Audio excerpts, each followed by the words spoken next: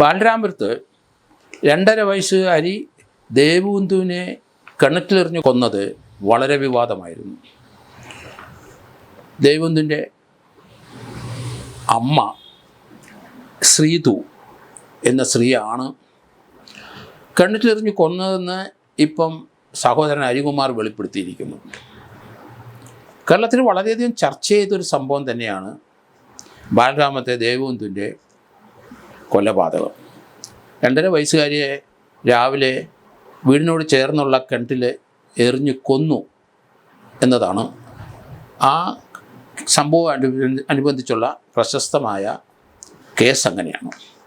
നുണപരിശോധനയ്ക്ക് ഇപ്പം അരികുമാറിനെയും സഹോദരിയെയും വിധേയമാക്കേണ്ടി വരും എന്ന് തിരുവനന്തപുരം റൂറൽ എസ് പി പറഞ്ഞു.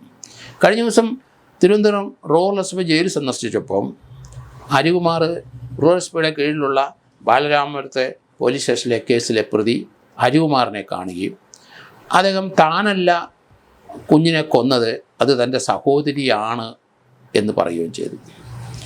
അതിൻ്റെ സത്യസ്ഥിതി എന്തായാലും പോലീസ് ഇതുവരെ കണ്ടെത്തിയില്ല എന്ന് എനിക്ക് തോന്നുന്നു. കാരണം 302 IPC പ്രകാരം കൊലപാതകത്തിന് തീർച്ചയായിട്ടും ക്യാപിറ്റൽ പണിഷ്മെൻറ്റ്, വധശിക്ഷ വരെ കിട്ടുന്ന കുറ്റമാണ്. അത് ലാഘവ ബുദ്ധിയോടെ പോലീസ് കുറ്റചാർജ് കൊടുക്കാൻ കഴിയില്ല. ആ ബാലരാമപുരത്തെ കോട്ടുകാൽ കോണത്തെ ആ സംഭവം വളരെ വിവാദമായിരുന്നു. കാരണം കുട്ടിയെ കൊല്ലാൻ കാരണം സഹോദരൻ അരികുമാർ ചേച്ചിയുടെ അടുത്ത് തൻ്റെ മുറിയിൽ രാത്രിയിൽ ലൈംഗികമായ ബന്ധത്തിന് വരണം എന്ന് പറഞ്ഞൊരു വാട്സാപ്പ് മെസ്സേജ് അയച്ചു. അങ്ങനെ ഒരു ബന്ധം സഹോദരനും സഹോദരിയും തമ്മിൽ ഉണ്ടായിരുന്നു എന്നും സഹോദരൻ്റെ മുറിയിൽ വന്നപ്പം ദേവുന്തു കിടന്ന് കരഞ്ഞു, സഹോദരി മടങ്ങിപ്പോയി. ആ അരിശത്തിന് ആ കുട്ടിയെ എടുത്ത് സഹോദരൻ അരികുമാർ കിണറ്റിലെറിഞ്ഞു എന്നാണ് പുറത്തു വന്നിട്ടുള്ള വാർത്തകൾ. പക്ഷേ ഇപ്പോൾ അരികുമാർ ജയിലിൽ കിടന്നപ്പം സ്വസ്ഥനായി ഒറ്റയ്ക്ക് കിടന്ന് ചിന്തിച്ചപ്പം പറഞ്ഞു, ഞാനല്ല കൊച്ചിനെ കിണറ്റിലെറിഞ്ഞത്, സഹോദരി തന്നെയാണ് എന്നാണ്.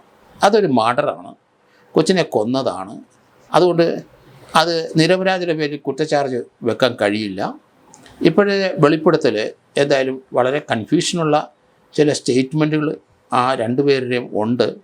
അതിനകത്ത് കരിക്കകത്തെ ഒരു സ്വാമിയുടെ അടുത്ത് സ്ഥിരമായിട്ട് ശ്രീതു പോകുമെന്നും അവിടെ പൂജ നടക്കുന്നുണ്ടെന്നും അവിടെ ഒരു ഹോമകുണ്ഡം കത്തിയിരിക്കുന്നുണ്ടെന്നും അയാൾക്ക് ആ സ്വാമിയുമായിട്ട് ഇവർക്ക് വളരെ നാളത്തെ ബന്ധമുണ്ടെന്നും അങ്ങനെയൊക്കെയുള്ള സംഭവങ്ങളും സ്വാമിയെ ചോദ്യം ചെയ്യലുമൊക്കെ ബാലരാമപുരം പോലീസ് നടത്തുകയൊക്കെ ചെയ്തു. എങ്കിലും പൊതുവെ അവർ 30 ലക്ഷം രൂപ അവരെ അടിച്ചു മാറ്റി എന്ന രീതിയിലൊരു പരാതി ബാലരാമപുരം പോലീസ് സ്റ്റേഷനിൽ കൊടുത്തതോടനുബന്ധിച്ചാണ് ഈ കൊച്ചിൻ്റെ മരണവും ഈ സംഭവങ്ങളെല്ലാം ഉണ്ടായത്. ഹരികുമാർ എന്ന് പറഞ്ഞ ബ്രദർ തൊട്ടടുത്ത മുറി തന്നെ ഉണ്ട്. അയാളുടെ മുറിയിൽ അന്ന് വെളുപ്പിനെ ആ മുറി തീ കത്തി. മണ്ണെണ്ണ ഒഴിച്ചു ആരോ കത്തിച്ചു, ഹരികുമാർ തന്നെ കത്തിച്ചോ, എന്താണ് പ്രശ്നമെന്ന് അത് ഇന്നും എന്തിനാണ് കത്തിച്ചത്, ഈ കൊലക്കേസുമായിട്ട് എന്താണ് അതിന് ബന്ധം എന്നുള്ള കാര്യങ്ങളൊക്കെ ഇനി വെളിയിൽ വരാൻ കിടക്കുന്നുള്ളൂ. ഇവിടെ ശ്രീതു എന്ന ലേഡി, അവരെ പോലീസ് അന്ന് അറസ്റ്റ് ചെയ്തു, അരികുമാറിനെ അറസ്റ്റ് ചെയ്തു. ബാലരാമപുരം പോലീസ് അവിടുത്തെ SHO ചോദ്യം ചെയ്യുന്ന സമയത്ത് ബാലരാമപുരം പോലീസ് സ്റ്റേഷനിലെ ഒരു പോലീസുകാരൻ അവരെ പീഡിപ്പിച്ചു എന്നൊരു മൊഴിയുടെ കൊടുത്തു. അന്ന് അതിനെതിരായിട്ട് ആ പോലീസുകാരുടെ നടപടി ഉണ്ടാകുമെന്ന് അവിടുത്തെ SHO പറയുകയും ചെയ്തു.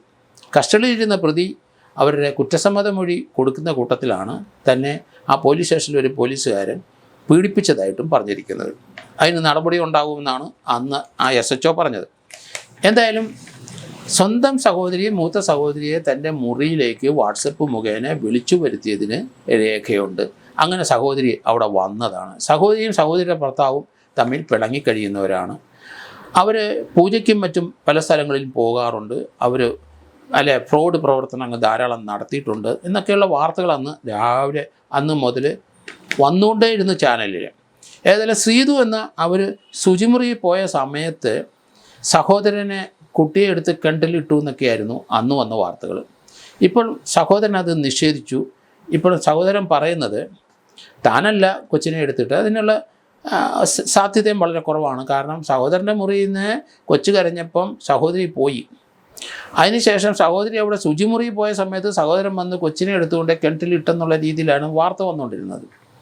പക്ഷേ യഥാർത്ഥത്തിൽ അങ്ങനെയല്ല, സഹോദരി തന്നെയാണ് ആ കിണറ്റിക്കൊണ്ട് ഇട്ടതെന്നുള്ള കാര്യം ഇയാൾ പറയുന്നു. ഇതിനെ സംബന്ധിക്കുന്ന നുണപരിശോധന നടത്തേണ്ടതുണ്ട് എന്നാണ് SP പറഞ്ഞിരിക്കുന്നത്.